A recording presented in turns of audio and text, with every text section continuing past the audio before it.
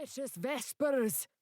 Hoarfrost's voice was a whiplash, and Widge darted into Phoenix's furs with a squeal of alarm. If you're willing to sacrifice so much to get 6 and 7 back, perhaps you shouldn't have left them in the first place. Phoenix nodded stiffly, holding her breath so she didn't cry.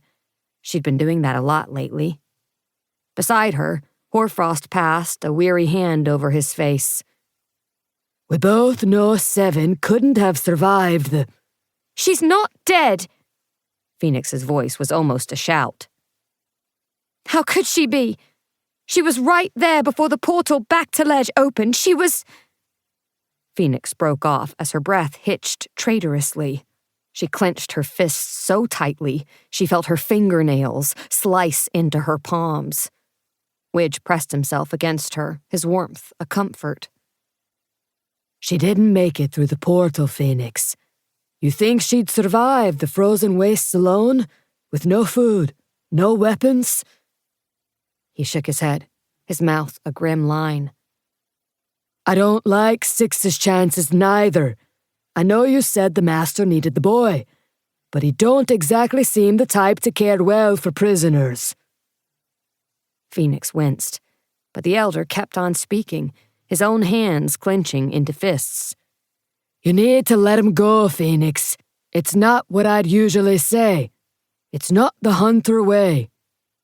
But the news you lot brought back from Icegaard changes everything. The masters gathered an army, and war is coming to Ember. Soon, by the sounds of it. Us hunters preparing the clans will determine whether they survive this or not. Whether we survive. Phoenix hugged her knees more tightly.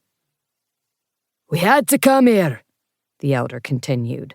The floating market's the only neutral ground in Ember, the only place I could bring the clan chiefs together, warn them of what's coming, try to wrangle us all into some sort of fighting force. His eyes darted to Phoenix and away again. They'll be here tonight. You've done an excellent job of keeping that power of yours under wraps so far. Keep doing it. We don't want to spook 'em. That won't be a problem.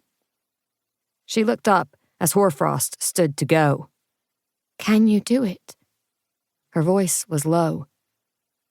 Can you convince the clans to work together for once? For once. The phrase didn't do justice to the size of Hoarfrost's task.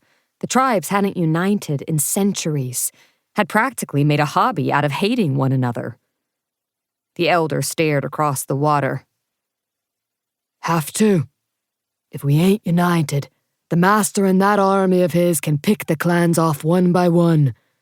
Alone, they don't stand a chance. Without 'em, we don't either. Phoenix had never seen him so pale or so tense. A chill whispered through her, and goosebumps sprang up on her arms. Then the elder was gone.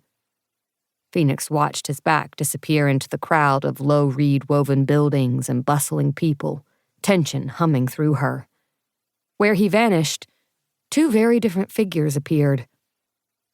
A tall, dark-haired boy with brown eyes, and an enormous stone dog, reddish in color, both moving quickly toward her. There you are, Dog said, his tail wagging as they reached her. We have been searching for you. Have you heard? Five asked, throwing himself down beside her. The chiefs are arriving tonight! Hoarfrost just told me. Phoenix swallowed a smile at the mild outrage on Thorn's face. She still wasn't used to his new hunter name. Dog made a sound of surprise. Of course, Hoarfrost told you himself, Thorn said. When you get tired of all the special treatment, feel free to pass some of it on to me. Phoenix smiled in spite of herself. I'll consider it.